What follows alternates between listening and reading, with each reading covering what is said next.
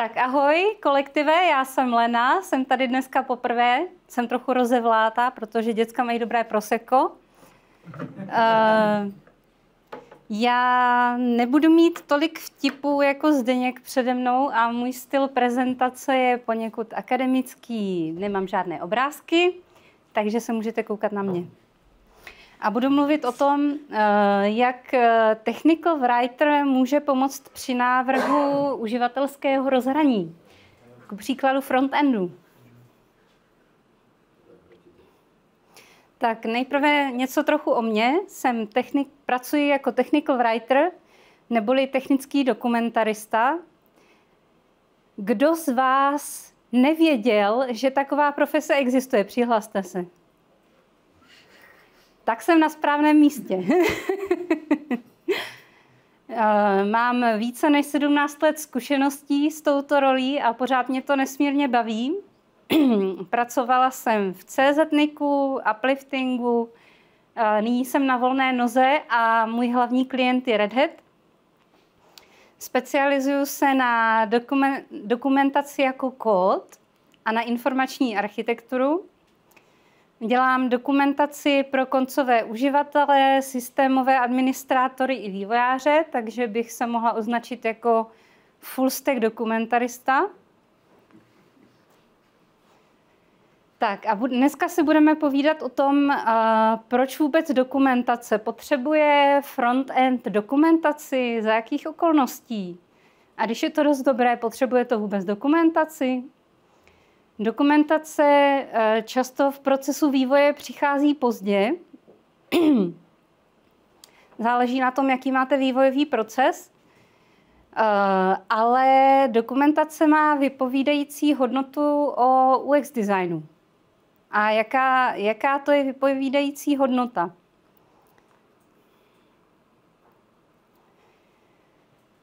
Často se setkávám s tím, respektive většina frontendových aplikací nemá dokumentaci vůbec, to je ten lepší případ. A pak jsou například složitější nástroje, které dokumentaci potřebují, ale také se může stát, že pokud frontend nemá jasné ovládání, tak potom může potřebovat návod. Což vede k frustraci uživatelů, častěji píšou na podporu, dokumentace poskytuje workaroundy, místo toho, aby doplňovala UX design. A především dokumentace nemá být náplastí na špatný UX design. Než se posunu dále, tak bych ráda řekla, že záleží na tom, o jakém uživatelském rozhraní mluvíme, protože v základu máme 3. Grafické rozhraní, command line a API. A bude se mnou někdo nesouhlasit, když řeknu, že API vždycky dokumentaci potřebuje, API se bez dokumentace neobejde. Kdo nesouhlasí? To ráda vidím. Nikdo se nehlásí. U command liney je dobré mít nějakou dokumentaci obvykle ve formě nějaké nápovědy embedované v tom nástroji. No a poněvadž jsme na meetupu frontendistů, tak se dneska zaměříme na dokumentaci grafického rozhraní, webového rozhraní a tak dále. Takže jak dosáhnout toho, aby frontend nepotřeboval dokumentaci?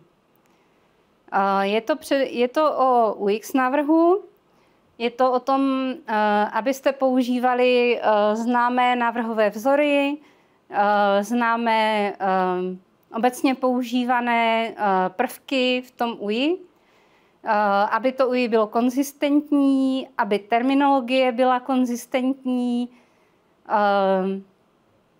Kdo z vás třeba narazil na to, že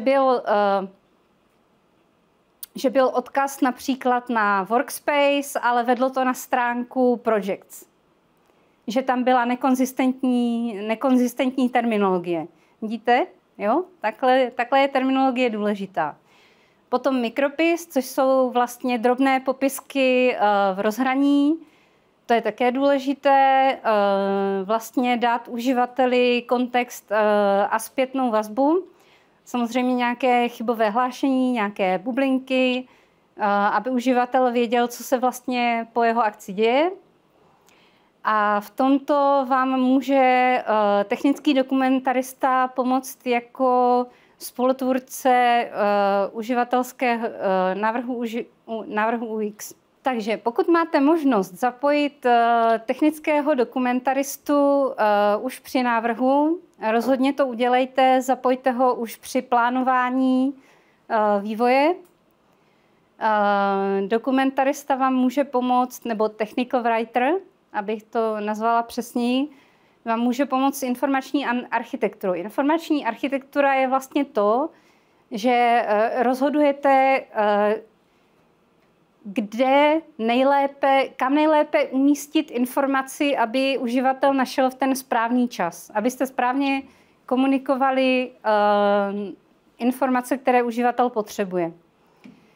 A právě tady v tom se propojuje frontend a dokumentace, protože když dáte dostatek informací s postupným odhalováním těchto informací do frontendu, tak tu dokumentaci už nebudete potřebovat. Plus technický dokumentarista je vlastně zároveň tester a pomůže vám otestovat návrh, aby byl dostatečně srozumitelný. Čili místo, abyste popisovali svoji aplikaci, tak technický dokumentarista vám pomůže už s designem. Tady bych okomentovala Zdeňkovu přednášku, protože vlastně otázka je, co má UX designer vlastně dodat. Je to jenom vlastně rozvržení elementů na stránce, nebo má dodat i konkrétní texty těch popisků, ano nebo ne? Pokud máte technického dokumentaristu, tak dokumentarista vám může pomoct navrhnout konkrétní textové popisky. My jsme mistři slova, takže a čím kratší je výraz, tím lépe je potřeba zvážit volba slov. Takže doporučuji zahrnout technického dokumentaristu už při tvoření vlastně návrhu pro vývojáře. Zapojit je od začátku do vývojového procesu. Tak, co si z toho odnést? Dokumentace nebo práce dokumentaristy může být ukazatelem kvality UX návrhu. Dokumentarista neopravuje design, ale může pomoct odhalit jeho chyby, návrhové chyby. A vlastně komunikace, kterou jak UX design, tak dokumentace nebo dokumentarista pomáhají zprostředkovat, tak jsou jedna hra. A pokud tuto roli ve své firmě máte, tak určitě tyhle dvě role by měly spolupracovat.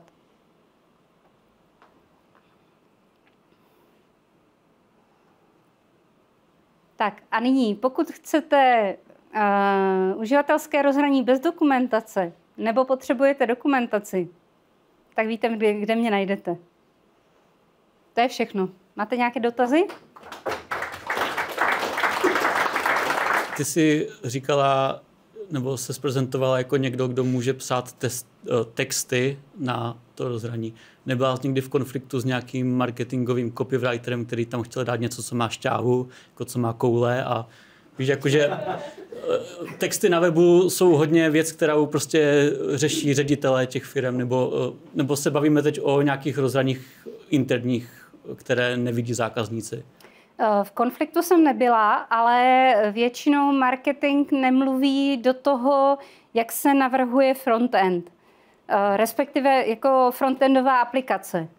Jo, většinou, respektive třeba v Red Hatu, tam se Red Hat vůbec k vývoji nedostane, Takže když já pracuju s vývojářema na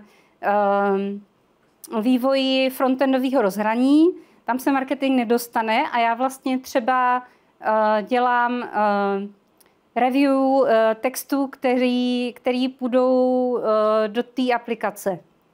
Já nemám zkušenosti s takovou situací, kde by do toho kecal marketing. OK, jo, takže děláš spíš jako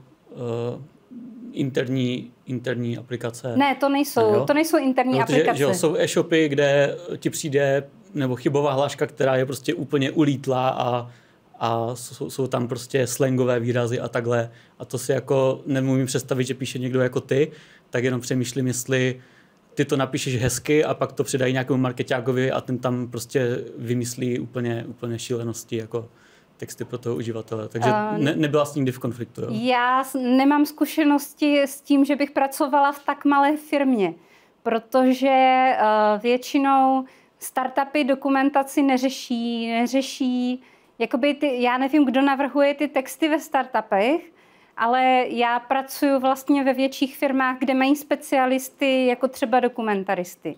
Takže s tímhle vůbec nemám zkušenosti, bohužel. Já mám dotaz, jestli se zúčastnila někdy tvorby dokumentace pro command lineové nástroje, třeba v Unixu. A mě by zajímalo, kde vlastně bereš teda ten text popisu jednotlivých parametrů na té příkazové řádce, třeba nějaký nástroj může mít 50 takových přepínačů a to ti dává ten text nebo význam těch přepínačů ti poskytne ten vývojář, nebo kde to vezmeš ten text, abys to mohla popsat nějak jako srozumitelně. Jasně, v tomhle případě mi základní informace dodá buď vývojář, anebo pracuju tak, že si ten nástroj sama vyzkouším a zkusím z toho odvodit, co to dělá. A až v případě, že to není jasné, tak se doptávám vývojáře. Já právě jsem zažil takovou vlnu nějakých online vlastně nástroj, tool, -h, tak to vyjede nějaký prostě help, řekněme, a který odpovídá více či méně třeba nějaké manuálové stránce nebo něčemu jinému někde. A narazil jsem za posledních, řekněme, 10 let na takový trend, kdy nějaký složitý nástroj má třeba 30 parametrů a ten popis těch parametrů se prezentuje ve stylu parametr -p, je tam popis, -p nastavuje parametr p a p je parametr, je argumentem příkazu p, ale co to dělá, tam vůbec není, jo, takže proto mě vždycky zajímalo, kdo to píše. Jako, zřejmě neměli dokumentaristu. Kolik to bude peněz, jako, jo, takže... Zřejmě neměli dokumentaristu, no to není dobrá dokumentace, to jako s váma souhlasím. Mě by jenom zajímalo, jakým způsobem se jako ověřuje validita té dokumentace, jakože, jak jsi říkala, třeba když ti nějaký ten jako, nebo když to třeba odhaduješ, nějak jako to, jak to má ta daná věc fungovat, tak jak jako se potom zjišťuje to, že vlastně si to třeba nepopsala jinak, než to reálně je. Jako, že je to správně popsané prostě. Rozumím. Dokumentace by měla projít několika kolečky vlastně připomínkování neboli reviews a jedno z těch reviews je vlastně přímo od vývojářů. Čili oni potvrdí jakoby technickou správnost. Jasně. Aha. Jo, aha, super, děkuju. To jsem vůbec nevěděl, že se dělá i na dokumentaci. Jako. Ty jsi tam zmiňovala, že často ta dokumentace přichází pozdě. Kdy je ten správný moment, kdyby měla teda do toho projektu z tvýho pohledu vstoupit? Protože já se teď na to dívám z toho pohledu designer a ty. Jo? Když designer, někdo jako já, navrhuje uživatelské rozhraní, tak tam počítá s nějakým textem, nějak si ho představuje. Správně zvolený text ale může ovlivnit i volbu těch elementů, který já jako designer použiju. Eventuálně celou tu flow, co vymyslím. Takže z toho se mi jako zdá, že z ideálního pohledu na tvoji profesi je pozdě vstoupit do toho, když je ten design hotový nebo když se tvoří, ale možná někde předtím nebo v momentě, kdy se tak děje. A mě by zajímalo, jakou s tím máš zkušenost, nebo jestli jsem se jako trochu trefil do toho, nebo jak to vlastně celý je. Úplně přímou zkušenost s tím nemám. Mě nikdy designéři do procesu designu nezahrnuli.